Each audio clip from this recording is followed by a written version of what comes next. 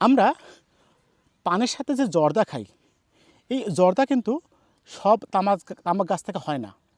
এটি একটি বিশেষ তামাক গাছ থেকে এই জর্দা প্রস্তুত করা হয়। আমি যে গাছের সামনে বসে আছি এটি সেই তামাক গাছ। এটি হচ্ছে মতিহার তামাক। এই তামাক পাতা অনেকটা দেখতে দেখুন পান পাতার মতো। তো এই তামাক গাছ যারা প্রথম দেখছেন তাদের জন্য আমি কিছু তথ্য জানাচ্ছি যে এই গাছে সাধারণত যে গোড়ার পাতাগুলো আছে এই পাতাগুলো কিন্তু বলা হয় বিষ পাতা। এই পাতাগুলো দেখেন এটা কিন্তু ভেঙে এটা বাদ দেওয়া হয়েছে এবং এই গাছের গোড়া দিয়ে এটাকে বলে ড্যামা। দেখুন একটু দেখুন, এই যে কুশি বের হচ্ছে ড্যামা বলা হয়। এই ড্যামাটাকে সাধারণত ভেঙে দেওয়া হয়। দেখুন ভেঙে দিয়েছে।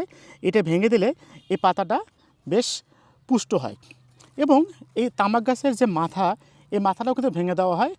যদি বীজের প্রয়োজন হয় সাধারণত একটা জমিতে কিছু গাছে এই পাতা রেখে দেওয়া হয়।